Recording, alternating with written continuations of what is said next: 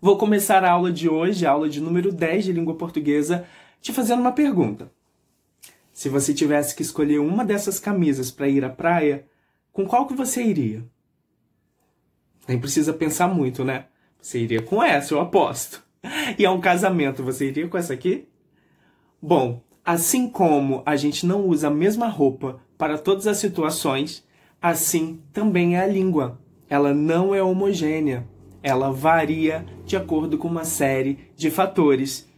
Se você quer saber que fatores são esses, se você já ouviu falar também em preconceito linguístico ou quer saber o que é, vem comigo na aula de hoje. Aula 10. Variação linguística. Os processos de transformação das línguas podem ser de dois tipos, a diacronia e a sincronia. Na diacronia, ocorrem mudanças ao longo do tempo nos campos fonológico, que é a pronúncia, a entonação, morfológico, formas lexicais, etc., sintático, que diz respeito à construção da sentença, e semântico, que são os significados. Bom, é muito simples. As mudanças, as transformações diacrônicas ocorrem ao longo de um tempo. Então, o português que se falava aqui no Brasil no século XVII é bem diferente em alguns aspectos do português que a gente fala hoje. Então, as mudanças que ocorreram ali, tanto no aspecto fonológico, morfológico, sintático e semântico, ocorreram ao longo de, nesse exemplo aqui, ao longo de séculos. Então, as línguas, ao longo de sua existência, vão sofrendo mudanças e podem até ser extintas, como aconteceu com o latim quando deixou de ter falantes. Já na sincronia, são as variações da língua que coexistem no mesmo recorte temporal, dialetos e registros. Estes manifestam ocorrências que abarcam os fatores regionais, estilísticos, sociais. Então, na sincronia, são aquelas variações que estão ocorrendo agora. Se eu pego o português contemporâneo, pego aqui em 2020, quais são as variações que estão ocorrendo na língua neste momento, tanto regionais, estilísticas e sociais? Sincronia são as variações linguísticas que ocorrem dentro do mesmo período de tempo. Podem ser observadas segundo determinados aspectos. Olha lá, o primeiro deles, variação regional ou diatópica, varia conforme região geográfica dos falantes. 2. Variação estilística ou diafásica, varia conforme idade, gênero, lugar social, se é estudante, se é professor, se é pai ou filho, se é pastor, se são os fiéis, A profissão, quer dizer, aquele jargão profissional, por exemplo, dentro da medicina você tem alguns termos que são típicos da medicina, e etc. Ou 3, variação social ou diastrática, varia conforme estratificação social e econômica. Variação diatópica ou regional. Quanto ao aspecto morfológico, quer dizer, aquelas variantes lexicais observadas em diversas localidades e usadas por falantes da língua, ou seja, o mesmo referente, formas lexicais diferentes, Por exemplo, bolacha e biscoito. Eu sou capixaba, sou do Espírito Santo, então lá a gente fala biscoito, mas tem lugares que vão falar bolacha, ou então aquele salgado, joelho, ou brioche, Os vários nomes de salgados que tem numa localidade, você pede um joelho, é uma coisa, Então, são variações lexicais. Ou pocar, no Espírito Santo, pocar é sinônimo de estourar, então pouca gente conhece. Fonológico, são as variações prosódicas coexistentes, os diferentes sotaques em falantes da língua portuguesa. Então, é o aspecto fonológico, do som, da sonoridade, os sotaques. Então, tem determinada região que o R vai ser como porta. Em outras, vai ser porta. Em outras, porta. Então, essa variante fonológica aí, vai dar a característica do sotaque de uma determinada localidade. E o aspecto sintático, que é a variação na construção da sentença entre os dialetos, Por exemplo, aqui Brasil e Portugal, me dá versus dá-me. Então, eu tenho aqui uma variação na sintaxe, Na maneira com que eu organizo a sentença. Vamos aos exemplos. Diferentes sotaques brasileiros. Nem é preciso sair de casa para perceber as variações de sotaque na língua portuguesa, já que esse jeito de falar particular pode ser percebido através de veículos como a televisão e o rádio, nos quais a oralidade é a modalidade vigente. Cada estado brasileiro apresenta peculiaridades na fala, pois apesar de compartilharmos o mesmo idioma, seria quase impossível que um país tão grande apresentasse uma uniformidade na fala. Bom, temos aqui então um exemplo do aspecto fonológico, né, quanto à pronúncia e entonação. Então, ao ver televisão, ouvir rádio, ou mesmo, sabe, um youtuber preferido aí, a gente percebe peculiaridades no aspecto da pronúncia e da entonação que revela, né, a localidade que essa pessoa pertence. No aspecto morfológico, olha lá, abóbora, né, versus jerimum, aipim, mandioca ou macaxeira, né? São palavras para designar a mesma coisa, né? E aí indica o estado a que pertence. Por exemplo, sinal de trânsito no Rio de Janeiro, farol em São Paulo, celular no Brasil, telemóvel em Portugal. Então a gente consegue perceber aqui a localidade, né? E no aspecto sintático, diferenças de construção de sentença entre Brasil e Portugal é um exemplo. Olha, locução verbal com gerúndio no Brasil e a locução verbal com infinitivo em Portugal. Por exemplo, no Brasil, estou construindo castelos na areia. Em Portugal, estou a construir castelos na areia. Variação diafásica ou estilística. No aspecto fonológico, né, são as variantes orais faladas na linguagem dos jovens, por exemplo. No morfológico, né, o vocabulário varia conforme a faixa etária, léxico de décadas anteriores ainda usado por falantes idosos. Por exemplo, broto, pão, né, que era usado para falar que uma pessoa era bonito, era bonita, né? Então eram palavras usadas para isso. Hoje não significa mais, né, embora uma pessoa idosa possa usar essas palavras. Ou, por exemplo, eu não imagino meu pai falando pega a visão, literalmente pega a visão. Então isso indica uma faixa etária. Ou no aspecto sintático, né, que são a construção da sentença conforme registro profissional, né, juízes, jornalistas, acadêmicos, médicos, etc. Né? Ou, por exemplo, o registro de um telemarketing, né? Telemarketing, por exemplo, que diz estarei enviando, vou estar entregando, né, uma marca ali de uma determinada profissão.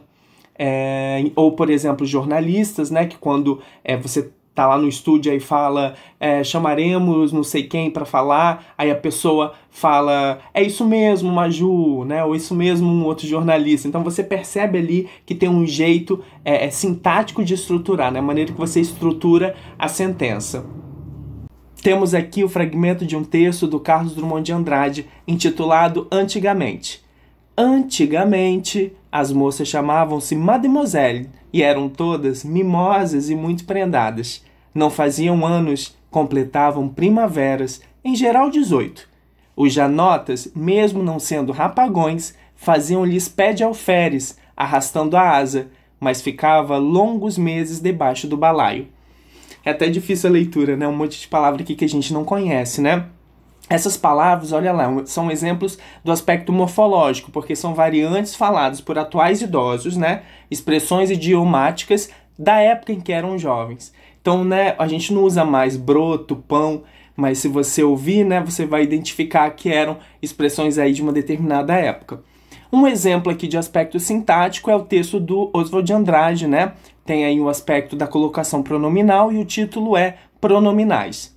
Dê-me um cigarro, diz a gramática do professor e do aluno, e do mulato sabido. Mas o bom negro e o bom branco da nação brasileira dizem todos os dias, deixa disso, camarada, me dá um cigarro. Variação diastrático-social é aquela variação que diz respeito ao extrato social, né? Revela aí uma questão social. Por exemplo, o aspecto fonológico, né? Variantes de pronúncia em determinadas combinações. Se o falante diz Flamengo ou Framengo, a gente consegue identificar uma questão social para esse uso, né? No aspecto sintático, variantes na construção das sentenças, em especial no uso de formas verbais. Por exemplo, nós vamos ou a gente vamos. Também conseguimos perceber aqui, né, a que extrato social o falante pertence.